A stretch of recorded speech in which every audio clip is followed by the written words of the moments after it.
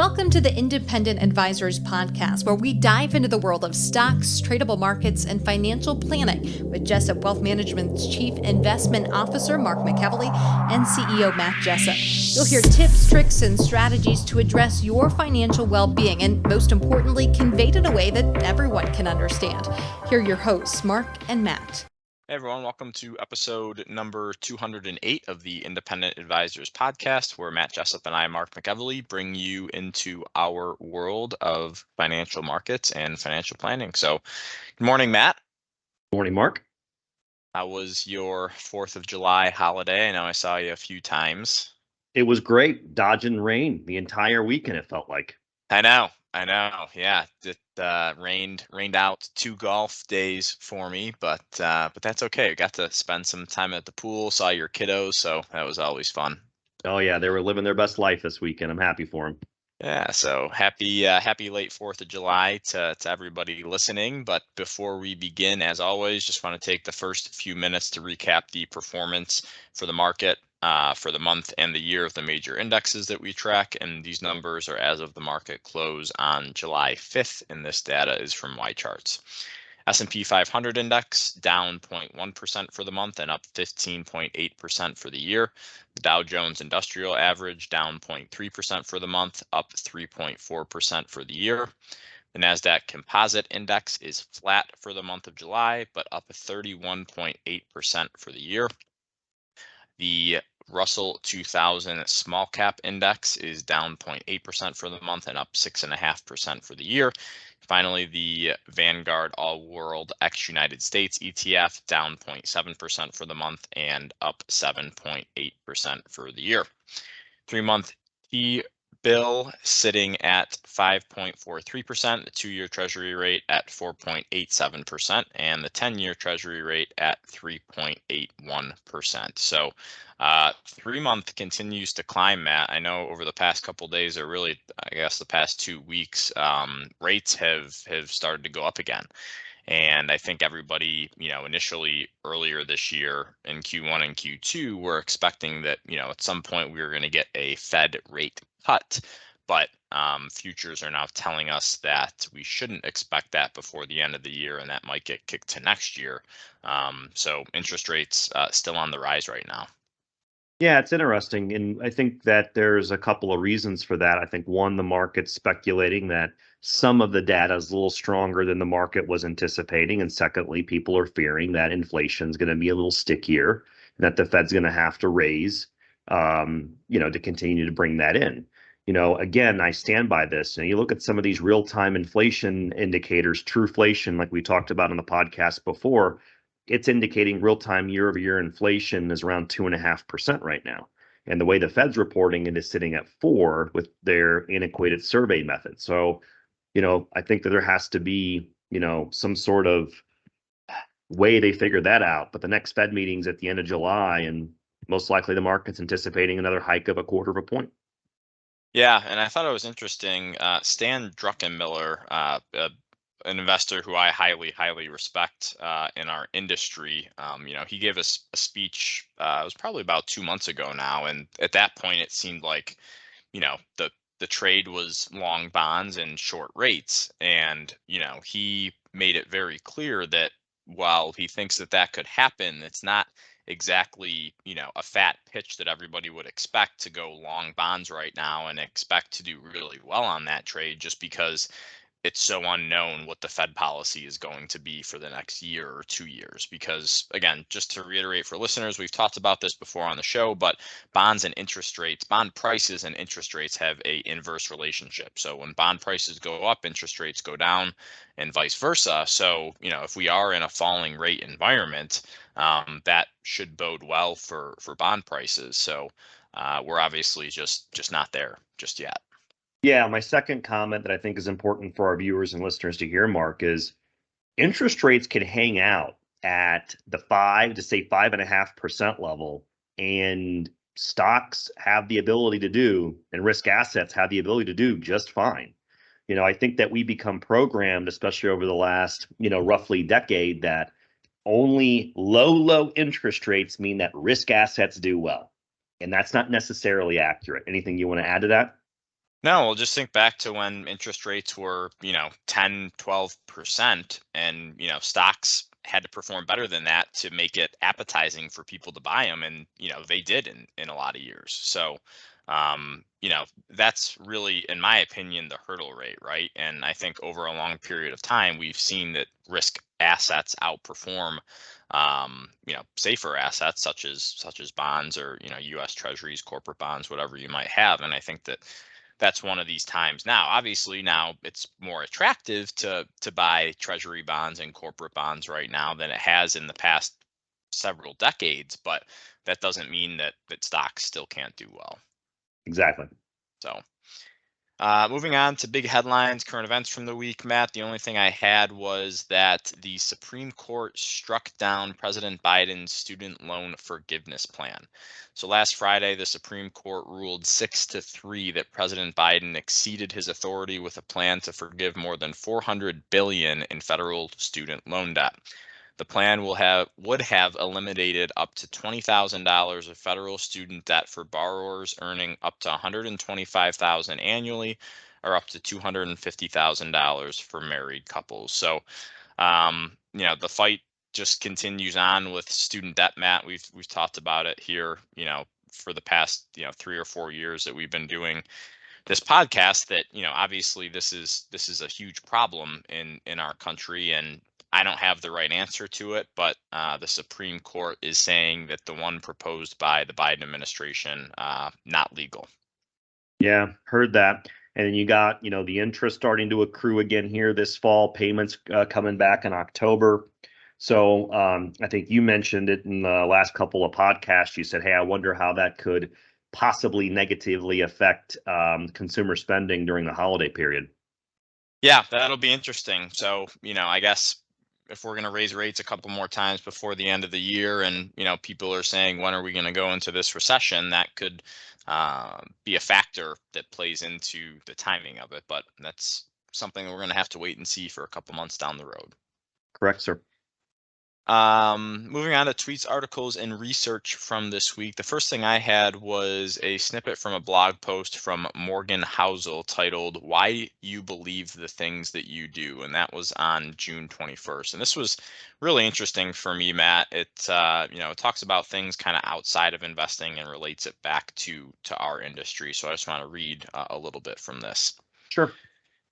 So he says, I remember reading an article years ago about a father in Yemen who lost a son to starvation, only to have another child fall dangerously ill. Desperate, he turned to tribal elders who recommended a folk remedy: shove a burning stick through the sick child's chest to drain the illness. The father agreed. Asked about the horrific procedure, the father said, when you have no money, your son is sick, you'll believe anything. That is such a powerful statement, and some version of it applies to everyone. Here's a universal reality. What you believe to be true is influenced by how much you want it to be true. The more something helps you deal with uncertainty, the lower the bar is for you to believe it's true. Think about the investor whose strategy is so tied to their identity they can't let it go when it stops working, or the business that so desperately wants to be good it overlooks all the ways it's bad.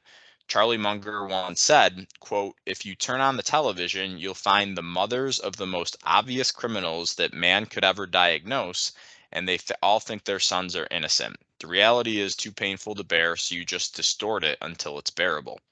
People can be led to believe and defend almost anything because the goal of a belief is often to not discover what's true, it's to justify past actions or protect your reputation or provide hope when it's lacking, or to maximize your income or to signal to others that you belong to the tribe.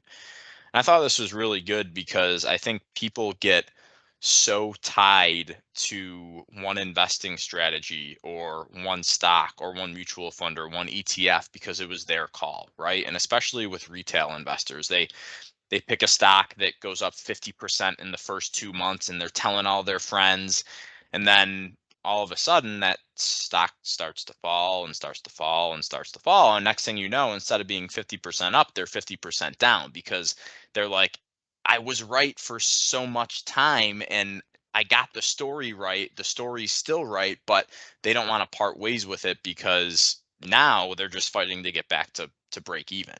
Yep. And when something's down 50%, it needs to climb more than 50% to get back to break even. So I thought it was really good.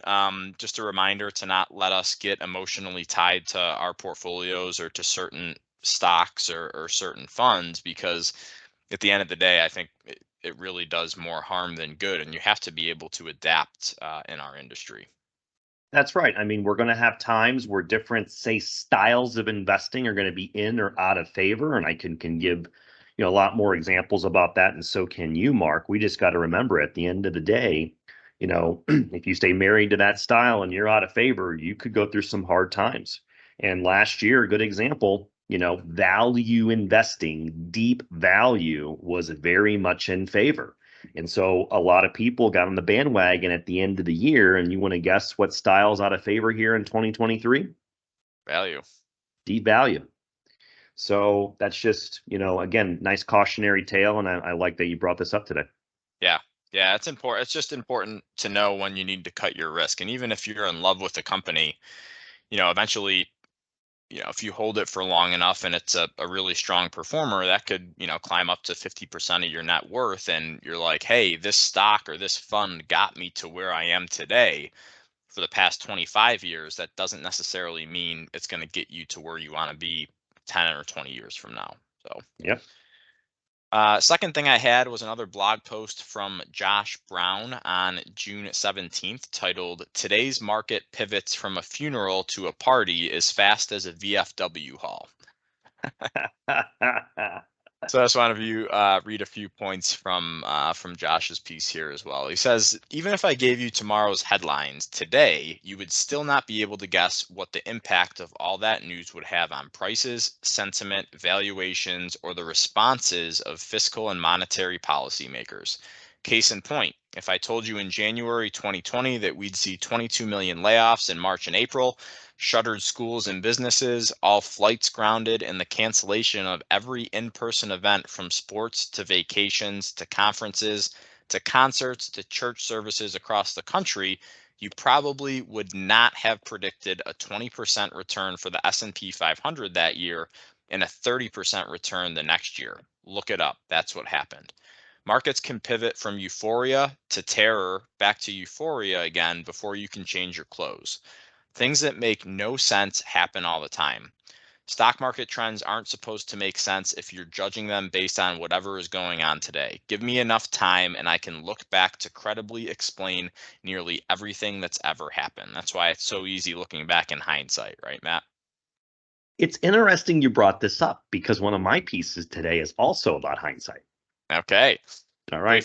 he finishes off with the thing that everyone's talking about is not always the thing that ends up mattering. Did you have AI chatbots on your bingo card for why the Nasdaq would rip 35% in 5 months? Bet you didn't. Bet you were more worried about inflation more than anything else last November 30th, the day that ChatGPT was born. So I just thought that this was a good piece because I think we're all searching constantly for that crystal ball that's going to tell us, what the market's going to do. But in my opinion, your investing results actually, your performance may be worse if you knew the news ahead of time and positioned yourself accordingly, because it's really surprising what the market does depending on the news that it gets, and it's not always as straightforward as it seems. Well said. And Well said. the perfect example of that is COVID. If I knew we were going to go into a full on global lockdown and a pandemic, I would have got a hell of a lot more conservative, right? And Yeah. And look what would have happened. that would have been the wrong move. So Yeah. last but not least, again, this kind of ties back to the first thing I talked about defending a certain strategy or holding on to a certain stock for too long. This was a tweet from Steph Schleppick on June 27th, and it is a picture of a stock, Matt, and that stock is Canopy Growth. So Oh he boy. says Canopy Growth once the staple of pot stocks and valued at $50 billion, then drawing investment from even Constellation brands, now near worth zero. And Jenna will throw this up on the YouTube page for us here and in the show notes, but it can just goes to show you, how quickly, these pot stocks rose, but then how quickly they also fell too. And I literally remember this, Matt. I remember me and you were on a business trip in Florida, and all over CNBC, it was Canopy Growth, Green Growth Company, and all these pot stocks. Tilray, remember Tilray? Tilray Oh was yeah, everyone, $300-$400 a everybody was share. talking about Tilray at the time. Yeah. And I just remember being in the hotel, and we were looking at each other, and we were like, man, this is not going to end well. And this is one of those examples where people were telling their friends and their aunts and uncles and cousins and siblings how much money they're making off of pot stocks. I don't think they're necessarily probably sharing how much money they've lost on the way down. So No, I mean, well put. And again, we're going to continue to go through these hot themes in the market where you have very speculative investments where people are buying them on the premise of where they're going to be 4, 5, 6 years from now, not a couple quarters. And the likelihood of getting disappointed is high, in my opinion. And just be careful about the hot areas of the market. And right now, the hot area of the market is anything related to AI. And I think there's, personally, I think there's some attractive areas of that market, and there's ones that I'm not. And so just tread carefully. Yeah, and I was listening actually to a podcast yesterday, Matt. It's called Fill the Gap, and it's run by the CMT designation. And they had a guy on by the name of Craig Johnson. And they asked him, they were like, is AI a bubble right now? And he argued no, because there haven't been virtually any like AI IPOs in the past several months. Obviously, Excellent point, though. That's an excellent point. It's a good point, because I mean, there's obviously a lot of companies getting involved in it, but not like what we saw with crypto back in the day, and obviously with pot stocks back in the day. There were IPOs like crazy for those industries, and we haven't seen that yet for AI, which is pretty interesting. So, for what it's worth, take it with a grain of salt. Yeah, a good way of saying it. All right, so my first piece is I have some second half of the year stats for the S&P 500 index when the market was up at least 10% for the first half of the year. So this comes from a post by Seth Golden, and this is on June 26, Mark. And what he was specifically referencing is Fundstrat's Tom Lee had a post. It says, it would be perfectly in keeping with the history for the S&P to achieve new all-time highs in the back half of 2023, given the strength in the first half of the year. So next, Jenna will put up this this graphic. It's going to show going back. The first data set is 1954, and you're going to see about roughly 10 data sets where the market was up 10% in the first 6 months of the year. And the average return in the second half in those data sets is 11.8%. Right. And so S&P 500 up 10% in the first half of this year, and the prior year was negative. Correct. I should have said that. I apologize. And the prior year was negative. And the average return the second half of the year, 11.8. The win ratio, 89%. The only year where the second half was not positive was 1975, where it was down 5.3%. Now, why am I highlighting this? There's a lot of people where we're in what I said this in last week's podcast, we're in the disbelief phase of where this market's at, in my personal opinion. I'm not saying it's going to go straight up. I'm not even telling you that it's going to be up the second half of this year. What I'm trying to indicate is the majority of the investment world is telling you, is the feeling of the narrative, Mark, is can't go higher. It's not going to go higher. And when I see so many people having that same narrative, I usually know how this works out. My opinion. So this is a stat that kind of backs up my feelings. Any comment you'd like to make? Yeah, it's really interesting. I've seen both of these stats separately. So S&P 500 up 10% for the first half of the year. What's the second half return of the year like in the full year? Then I've seen, hey, when the prior year is negative, what's the average return the following year? I haven't seen them combined, which is really nice to see. And again, small sample size, but uh, the returns are pretty mind-boggling. You had full year returns of other times this has happened of 45%, 38%, 31%, 29%. So we're not talking small numbers here. That's crazy. The S&P 500 in 1975 was up almost 40% in the first half of the year, which is kind of crazy. Do you know what happened? Did anything happen in 75? Can you think of that off the top of your head? Coming off, you had oil embargo issues a couple years previously, so you had a sluggish economy. I think it was just kind of bouncing back from that. Yeah. Huh. The Interesting. other thing I'll throw out there, when I think of this, is going back to last November, there was no way in people's minds that this market was going to be approaching the potential of a high water mark a year later. Okay. And this is yet another kind reminder that when things seem very, very bleak in the market, this will happen again in the future. We know it will, Mark, right? We got to remember times like these, and we're going to reference them in the future because underlying earnings, and we've been talking about this a lot in the podcast, underlying corporate earnings for the S&P 500 are very resilient right now. And that is a big reason why, in my opinion, the market is doing what it's doing right now. So I would encourage our listeners and viewers that to continue to watch quarterly earnings of these stocks because that's going to be a big determinant of, in my opinion, where the market's going. Yeah, well said. All right, my next piece. This is a blog post from our friend Ben Carlson, Mark. It was from July 2nd. My third piece is very, very quick. So this one's going to take me about 3 or 4 minutes, so just bear with me, but it's going to tell a very good story. So the title of the blog post is Contrarians Are Usually Wrong. Okay. So again, Ben penned this on July 2nd. Here we go. Ben says, I have a hot take that's been preheating in the oven for a while. That goes like this. The Big Short by Michael Lewis has lost investors more money than the last 3 bear markets combined. Allow me to explain. We've all read or watched the movie, and the band of misfits who made a contrarian bet against the housing market and made a fortune. Unfortunately, I think a lot of people took the wrong lessons from Lewis's book. Few people saw the great financial crisis coming.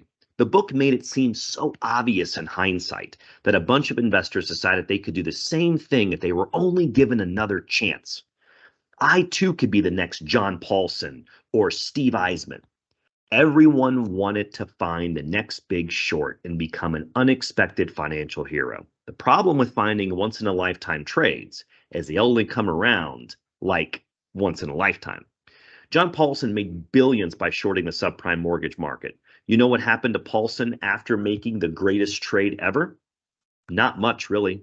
People were throwing money at the guy. There was a gold-denominated hedge fund right as gold was peaking, and eventually he decided to run all the billions he made himself and close up shop. Lightning did not strike twice. The endowment fund I used to work for invested in a hedge fund that made a tiny bet with Paulson's subprime short, but it was such a small piece of their portfolio that it didn't make them help them in the overall returns very much during the crash. But they got a taste of what it was like to hit a jackpot and the kind of bet. So they created a new fund that was tasked with finding the biggest and best trades. They shorted Japanese government bonds and a bunch of other stuff that didn't pan out. That fund also closed. As much as people would like to watch the world burn, we don't get a global financial crisis every year. The lesson people should take away from the 2008 debacle is that the markets can be a humbling place. Instead, many people assume the takeaway is being contrarian is the best way to make money at all times. Being contrarian felt more comfortable stance to take. Don't get me wrong, going against the grain at an opportune moment can be a wonderful strategy. The best investment opportunities always occur when there is blood in the streets. And Mark, how many times have we talked about that? Yeah, The problem, a lot, right? The problem is you can't be a contrarian at all times. Most of the time, the trend is right and fighting it is a losing strategy. As Jeff Bezos once said, contrarians are usually wrong. Warren Buffett's famous for being greedy when others are fearful. Guess what Buffett's biggest holding is now? Apple, literally the biggest company in the US stock market by market capitalization.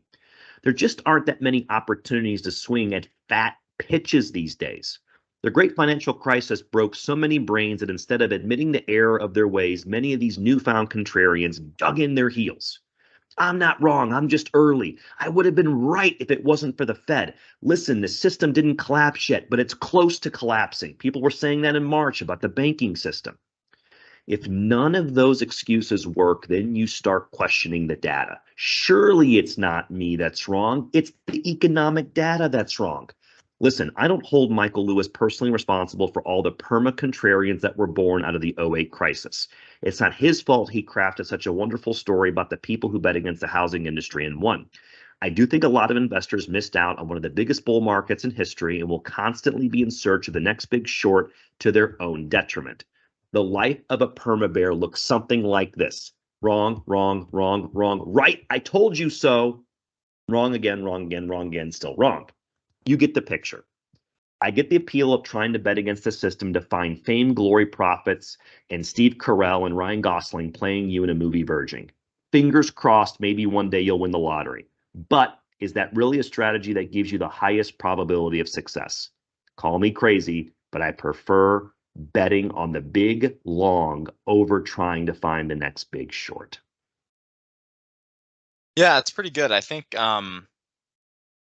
something we touch on a decent amount here is that people are really into instant gratification these days, and they don't want to play the long game. And they think that there's always a opportunity out there that's a get rich quick strategy that they can just get in and get out, and then they made themselves 10-20 million dollars, and then they don't have to do anything for the rest of their lives. And the reality of it is it's a lot harder than it seems. I think people's perception is, well, it was pretty obvious you should have made the XYZ trade. And it's like, yeah, it was obvious in hindsight, but during the time, no one knew that that was going to happen, right? And, I think it's kind of popular or kind of sexy to go against the grain and be a contrarian, but a lot of the times it doesn't work. And this is a perfect article that has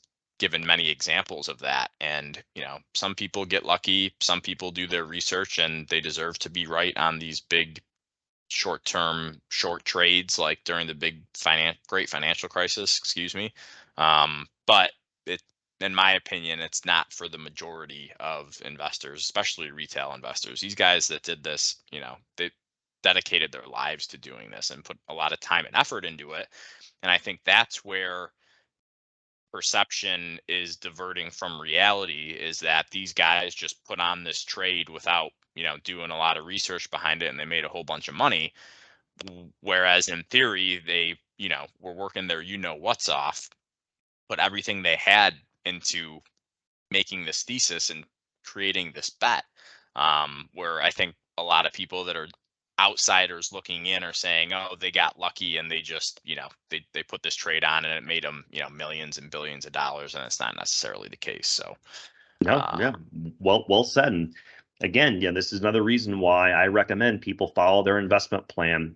Try to turn off the noise that you see in the markets from week to week and month to month, because over time, the markets tend to be a good place for wealth creation. Yeah. So my last piece is a great post by Brian Fernaldi on June 30th. Jenna will put up this chart for our YouTube viewers. This will be in our traditional podcast notes for our traditional podcast listeners. He has a list of 14 priorities for financial wellness. Okay, and this is what he calls his order of operations. Number 1, get organized. 2, optimize insurance. 3, align spending with your values. 4, starter emergency fund. 5, eliminate high interest debt. 6, make sure you're maximizing that employer match. 7, full emergency fund. Number 8, health savings account. Number 9, personal IRAs, Roth or traditional. Number 10, educational accounts. Number 11, eliminate non-mortgage debt. Number 12, taxable brokerage account. Number 13, mortgage paydown fund. And number 14, whatever you want. I thought it was great. He put in his tweet, I love stocks, but your personal finances are 10x more important than stock picking. Follow this framework to make your financial life bulletproof. Now, that's what he said. I'm not insinuating this will make you bulletproof. I think it's a great priority order list, though, a good starting point. Mark, anything you want to add? Yeah, I love it. I think this kind of can relate to what we were just kind of talking about playing the long game. And I think, there's a urge for a lot of people right after they get out of college to when they're actually making money, making more money that they've ever made in their life before to, kind of enjoy themselves, right? But if you just follow a simple financial wellness plan, as Brian has outlined here, for the first 5 to 10 years of your life, you take care of everything that needs to get taken care of, and you learn to live on a lot less. And then from that point on, all your raises are just icing on the cake, right? So yeah, this is really good. I encourage people to take screenshots of this, save this, do whatever you can to keep this in the back of your head. And I think it's always a good practice to revisit this at least once per year. Thank you. We're going to have Taylor on next for our financial planning topic of the week. Mark, before you sign off for this portion of the podcast, anything you'd like to share with our listeners and viewers, sir? No, I don't think so. It's been obviously a really strong first half of the year. We just entered the second half of the year. Again, we haven't really had a major correction yet. So I just want to remind people that it's very normal for indices to pull back, 10, 12, 13% in any given year. And typically we have at least one of those, and we haven't yet this year. So I wouldn't be surprised. Volatility has been extremely low for, a pretty long time right now, longer than we've seen in quite some time. So I wouldn't be surprised to see a little bit of volatility over the next couple of months. It is normal. It's not going to feel normal. It's going to feel like the world is ending again. But again, like we just talked about, let's stick to our plan and get through it, because we are of the opinion that the market finishes higher at the end of the year than where we are today.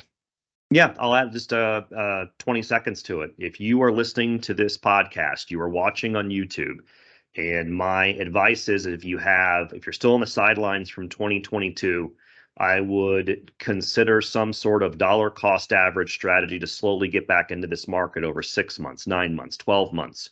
Work with the professional. But I'm throwing that out there because there's still people I know out there, Mark, that are still all in cash from last year. And I just don't want it to be a situation where they're getting back in 24 and they're buying back at such high prices. Again, anything's possible in the market. A correction second half of the year at some point of at least 10% at some point, I agree with Mark, is likely. But again, play the long game on this. Yeah, for sure. My words of wisdom. Yeah, agreed. All right, Mark. Well, thank you for that portion. I'm going to transition over to Taylor for the financial planning topic of the week, and we'll see you next week, my friend. Yeah, thank you. All right, so up on the podcast is Taylor Ledbetter at our firm day-to-day at Jessup Wealth Management. She's a wealth advisor. She also handles all of our clients' financial planning work and calculations. And so, first of all, Taylor, you're a fan favorite. Welcome back. Good to be back. So what do you have for our viewers and listeners this week, Taylor? Yeah, so I'm going to be referencing an article I read. It was called "Which Retirement Accounts Should You Withdraw From First?" So I'm going to go down their list and kind of give my thoughts on their order of operations. I love this topic because a lot of people are always considering, hey, when I retire, what's the optimization from the withdrawal strategy to minimize my tax bill? And I know you tackle this a ton for our practice and our clients to begin with. So I'm excited that you picked this topic. Yeah, it'll be good. So the first account they say you should withdraw from is anything in like a savings account or a checking account. And the two main reasons for that is, number one, you want to give your tax-free investments more time to grow completely tax-free. So think of like your Roth IRAs or Roth 401ks. Another reason they suggested this is from a tax perspective. Obviously, money you pull out of a savings account has already been taxed. So essentially, you could have no taxable income if you're just living off of cash. Now, I do agree with that first account withdrawal, but I really don't think you need to be keeping a lot of money in your savings account when you first retire. I know we typically say 3 to 6 months of living expenses you should have for an emergency fund. But I just don't really think you need, 6 months worth of expenses when you retire. I think it'd be better to invest the excess money because you would earn way more. I'm in agreement with you, Taylor, on this topic, because what we tend to see happen is it might start off with 6 months, but as they take systematic monthly withdrawals or they get their fixed, income sources like a pension or Social Security, a year or two later, they could be up to 12 months, and that money is sitting earning hardly anything for years and years and years, and it just digs away at the purchasing power of that money, right? And it partially could be a psychological thing too for some people because they know they might not have a pension or they don't have that W-2 income anymore. So it might just provide a sense of security to have something so easily accessible at the bank. And I think that you hit the nail on the head there, Taylor. I think that having that conversation with our clients about the emotional side of their investment allocation, specifically their emergency fund, you and I can talk about all day long what makes sense from a fundamental number standpoint, right? But you and I are smart enough to know, just as you hit the nail on the head, it tends to be an emotional based decision, right? For sure, 100%.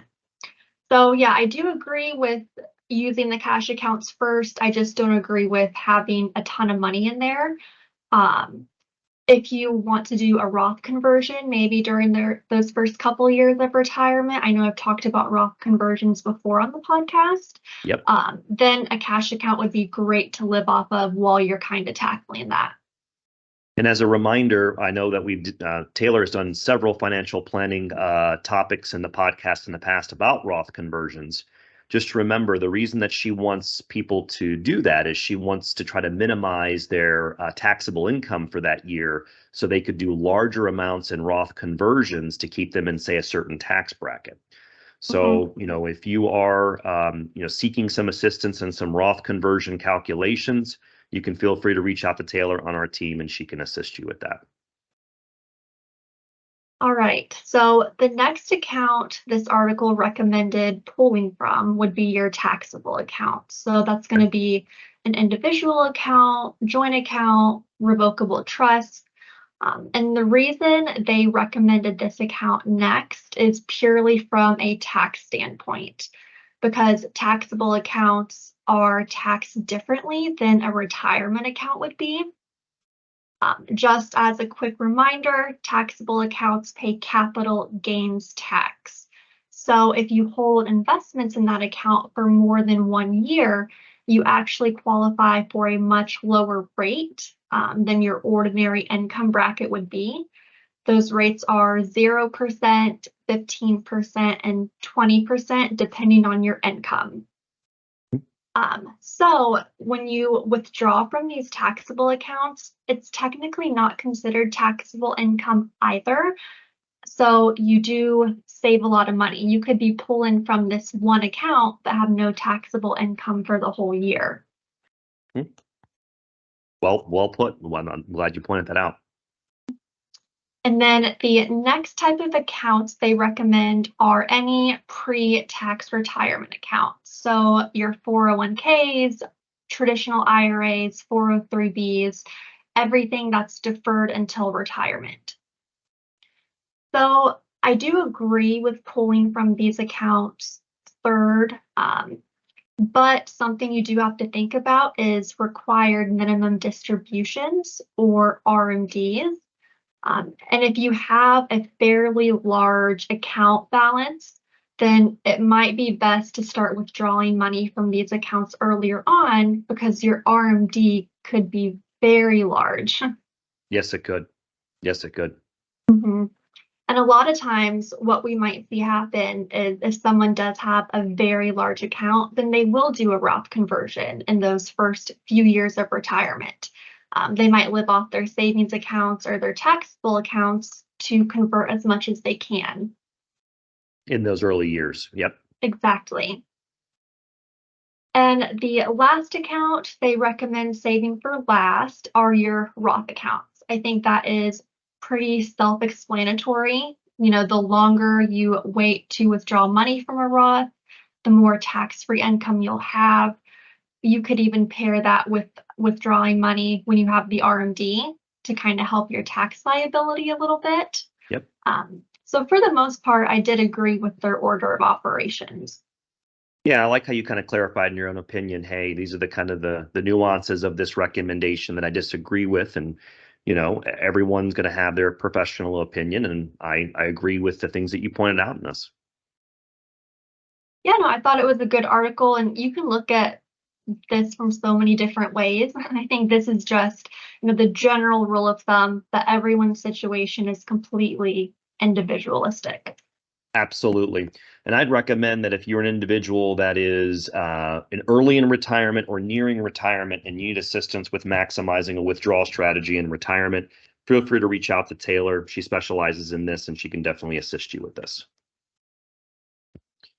All right. Anything else, Taylor, before you and I sign off together? No, I think that was pretty much it. All right. So we are approaching earnings season. Listeners and viewers, know that you're going to have a lot of earnings hit up in the next couple of weeks here. If you start to see some higher volatility in individual stocks, it might be because they are reporting earnings to their shareholders. They do so every quarter, and most of those announcements will be from the middle of July through the first week or two of August. And lastly, I would like to thank Jenna, who assists in the production of this podcast. She's our director of marketing at our firm. She is on a personal vacation this week, but she took some time away from that to produce the podcast this week. So Jenna, thank you for your time and sacrifice on your personal vacation so we can consistently deliver this podcast every week to our viewers and listeners. Thank you so much, Jenna. So thank you for listening to episode 208 of the Independent Advisors Podcast. Me, Taylor, Mark, Jenna, we hope all of you had a wonderful rest of your week. We hope you had a good 4th, and we'll see you next week. Thank you for listening to the Independent Advisors Podcast. If you're interested in hearing more, hit the subscribe button so you can be notified every time a new episode gets released. Feel free to share with friends, family, and follow us on Twitter at Jessup Wealth, Facebook, and LinkedIn. Mark and Matt will continue to share beneficial information on these social media sites. Also, check out the podcast tab on their website. That's www.jessupwealthmanagement.com. There you'll find links to every episode of the Independent Advisors. Have questions or topics you want to discuss on the show? Message us on Twitter, LinkedIn, or send an email with the words questions and topics in the subject line to inquiries@jessupwealthmanagement.com. We'll talk about it right here on the podcast. Certain sections of this commentary may contain forward-looking statements based on reasonable expectations, estimates, projections, and assumptions. Forward-looking statements are not guarantees of future performance and involve certain risks and uncertainties which are difficult to predict. All indices are unmanaged and are not available for direct investment by the public. Past performance is not indicative of future results. This podcast is provided for general informational purposes only and does not constitute either tax, legal, or financial advice. Although we do go to great lengths to make sure our information is accurate and useful, we recommend you consult a tax preparer, professional tax advisor, financial advisor, or lawyer regarding your specific circumstances. Investing involves risk, including the loss of principal. No strategy can guarantee any objective or goal will be achieved.